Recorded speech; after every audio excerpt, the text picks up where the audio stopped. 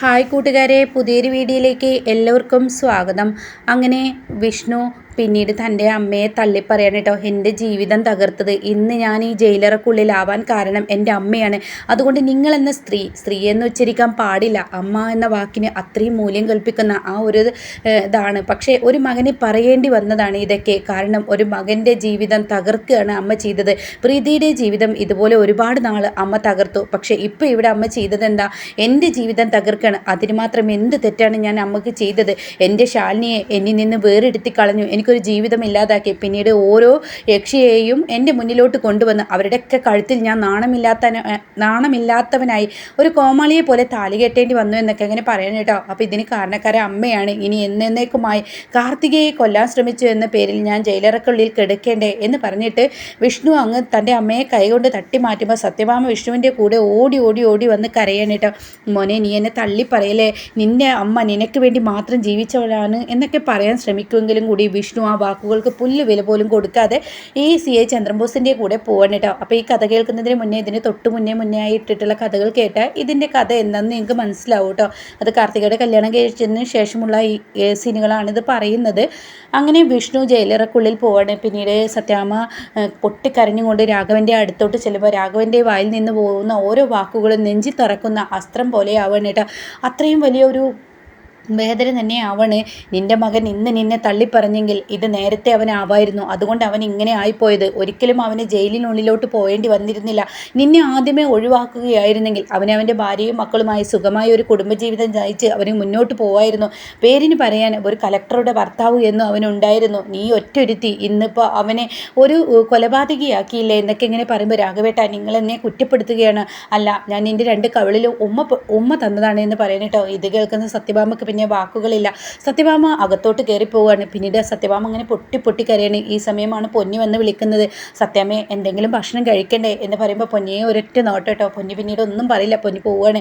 ഈ സമയമാണ് തൻ്റെ മകൻ എന്തെങ്കിലും കഴിച്ചാണ് ഈശ്വര, ഇന്ന് വിവാഹമായതുകൊണ്ട് തന്നെ അവന് ഊണ് കഴിച്ചിട്ടുണ്ടാവില്ല. എൻ്റെ മകന് ഊണുമായി ഞാൻ ജയിലിൽ ഉള്ളിലോട്ട് പോട്ടെ, സെല്ലിനുള്ളിലോട്ട് പോട്ടെ എന്ന് പറഞ്ഞിട്ട് പോലീസ് സ്റ്റേഷനിലോട്ട് ഒരു ടിഫിനിൽ സത്യഭാമയുടെ കൈകളിൽ കൊണ്ട് തന്നെ ഉണ്ടാക്കിയ ഭക്ഷണവുമായി സത്യഭാമ ഓടിയിട്ട് തൻ്റെ മകനെ കാണാൻ വേണ്ടി.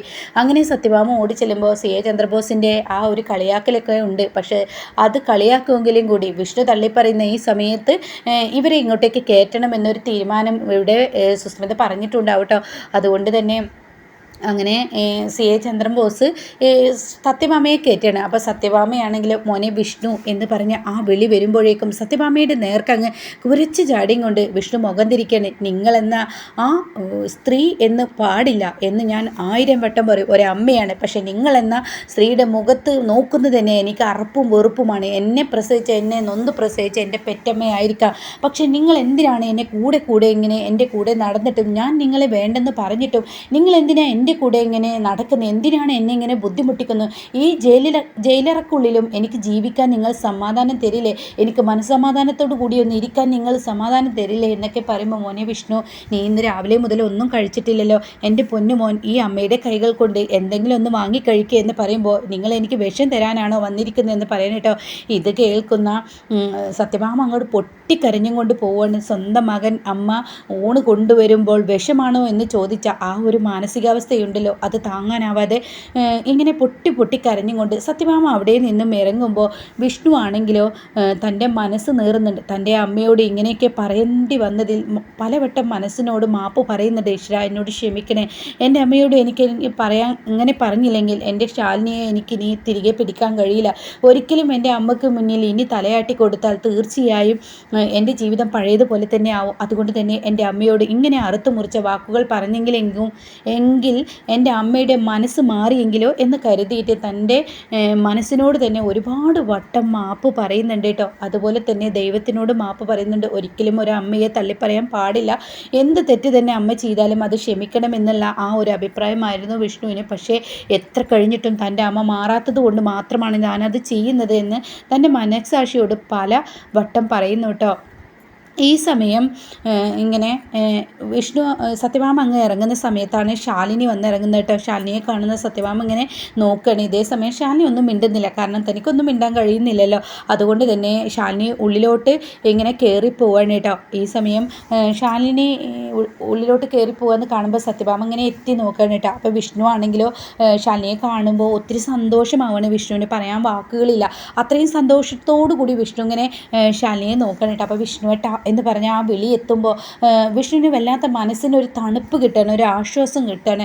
അങ്ങനെ വിഷ്ണു ഇങ്ങനെ എന്താ ശാലിനി എന്ന് ചോദിക്കുമ്പോൾ വിഷ്ണുവേട്ടൻ ഇങ്ങനെ സങ്കടപ്പെടേണ്ട, ഈ പ്രതിസന്ധിയിൽ നിന്നും ഈ ശാലിനി വിഷ്ണുവേട്ടനെ കരകയറ്റുമെന്ന് പറയുമ്പോൾ എടോ എനിക്കറിയാടോ താൻ എന്നെ രക്ഷപ്പെടുത്തുമ്പോൾ എനിക്ക് നന്നായി അറിയാം, താനത് പറയേണ്ട ആവശ്യമില്ല എന്ന് പറയുമ്പോൾ വിഷ്ണുവേട്ടൻ എന്തായാലും ടെൻഷൻ ആവേണ്ട, ഇപ്പോൾ വിഷ്ണുവേട്ടൻ ഭക്ഷണം കഴിക്കേ എന്ന് പറയുമ്പോൾ വിഷ്ണു ഭക്ഷണം കഴിക്കുക എന്ന് പറയുമ്പോൾ ശാലിനി ഇങ്ങനെ നോക്കണം കേട്ടോ. അപ്പോൾ വിഷ്ണുവിനോട് പറയണം ഞാൻ എന്തായാലും വിഷ്ണുവേട്ടന് വാരിത്തരാമെന്ന് പറയണേ. അപ്പോൾ കളക്ടർ ആയതുകൊണ്ട് തന്നെ ആ ഡോറ് തുറക്കാൻ ഇങ്ങനെ CA ചന്ദ്രബോസിനോട് ആവശ്യപ്പെടുന്നുണ്ട്. അതുകൊണ്ട് തന്നെ സെല്ലിൽ നിന്നും പുറത്തിറക്കാണ് വിഷ്ണുവിനെ. പിന്നീട് ശാലിനി ഇങ്ങനെ വിഷ്ണുവിന് വാരിക്കൊടുക്കുന്നത് കാണുമ്പോൾ ചന്ദ്രബോസിൻ്റെ ദേഷ്യമൊക്കെ ഉണ്ട്. പക്ഷേ ഒരു കളക്ടറുടെ ഓർഡർ ആയതുകൊണ്ട് തന്നെ തനിക്കത് ചെയ്യാതിരിക്കാൻ കഴിയില്ല.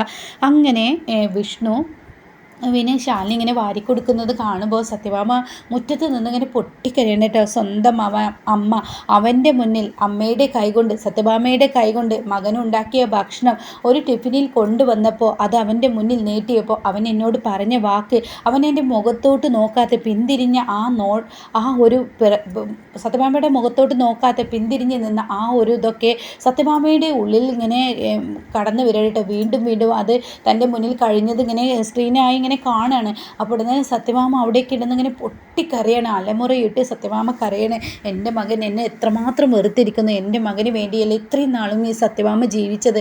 ഈ സത്യഭാമക്ക് ജീവിതത്തിൽ ഒരു ജീവൻ ഉണ്ടെങ്കിൽ അതെൻ്റെ വിഷ്ണുവിന് വേണ്ടിയായിരുന്നു എന്ന ഭാവത്തിൽ സത്യഭാമ പൊട്ടിക്കരയുമ്പോൾ ശാലിനിക്ക് വേദനയാവണിട്ട് ശാലിനി ഇങ്ങനെ നോക്കി നിൽക്കുന്നുണ്ട് സത്യഭാമയുടെ കരച്ചിൽ. അങ്ങനെ സത്യഭാമ വീട്ടിൽ ചെല്ലുമ്പോൾ എന്തേ തൻ്റെ മകൻ തൻ്റെ കൈകൾ കൊണ്ട് ഭക്ഷണം വാങ്ങിയില്ലല്ലേ, ഇനി നീ കൊടുക്കുന്നത് വിഷമായിരിക്കും എന്ന് അവനറിയാം, അതുകൊണ്ട് തന്നെ നീ അതും ചെയ്യും.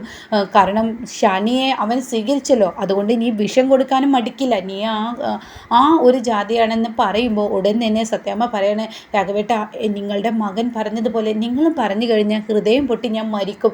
ഇതിലും ഭേദം അതായിരുന്നു. തൻ്റെ മകനെ ഇരുമ്പഴിക്കുള്ളിൽ വിടാൻ വിട്ടത് നീയാണ്. അവൻ എത്ര തവണ നിൻ്റെ മുന്നിൽ കെഞ്ചി പറഞ്ഞു, അമ്മേ എൻ്റെ ജീവിതം ഇങ്ങനെ ആക്കല്ലേ, ഇങ്ങനെ ചെയ്യല്ലേ എന്നൊക്കെ അവൻ പറയുമ്പോഴും നീ ഒരു പുല്ല് വില പോലും അവന് മുന്നിൽ കൊടുത്തോ? അവനൊരു ആണാണ്, ഒരു പ്രായപൂർത്തിയായ ഒരു ചെറുക്കനാണ്.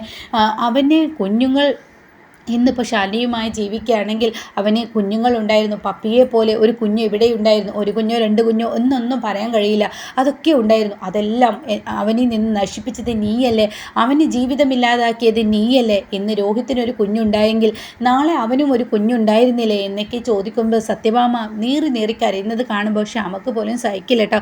സത്യഭാമയുടെ ആ ഹൃദയം പൊട്ടിയില്ല ആ കരച്ചിൽ. അങ്ങനെ വിഷ്ണു തള്ളിപ്പറയുന്ന ആ നാളുകളാണ് കേട്ടോ. ഇനി കാർത്തികയുടെ കല്യാണം കഴിഞ്ഞാൽ ഈ കേസും കാര്യങ്ങളൊക്കെ ആയിക്കഴിഞ്ഞാൽ ഇനി നമുക്ക് മുന്നിൽ കാണാൻ കഴിയുന്ന കേട്ടോ. അങ്ങനെ വിഷ്ണു ശാലിനിയെ നെഞ്ചോട് ചേർക്കുന്ന ആ ഒരു സീനാണ്. അപ്പോൾ ഇനി എന്തായാലും കാര്യങ്ങളൊക്കെ ഇനി ആകെ മാറി മറിയാണ്. സത്യഭാമക്ക് പണവും പ്രതാപവും ഒക്കെ നഷ്ടപ്പെട്ട് പൊന്നിയെ പോലെ ഒരു വേലക്കാരിയുടെ ഒരു റോളിലോട്ടാണ് ഇനി സത്യഭാമ പോയിക്കൊണ്ടിരിക്കുന്നത് കേട്ടോ. അപ്പോൾ അതിനെക്കുറിച്ചൊക്കെ കഥ പറയാം. ഇതുപോലെ അപ്കമിങ് റിവ്യൂസ് എന്നും ഈ ചാനൽ ഇടുന്നതായിരിക്കും. ആരെങ്കിലും സബ്സ്ക്രൈബ് ചെയ്യാതെ കാണുന്നുണ്ടെങ്കിൽ നിങ്ങൾ സബ്സ്ക്രൈബ് ചെയ്യുകയാണെങ്കിൽ ഞാനിടുന്ന വീഡിയോൻ്റെ നോട്ടിഫിക്കേഷൻ നിങ്ങൾക്ക് ലഭിക്കും കേട്ടോ.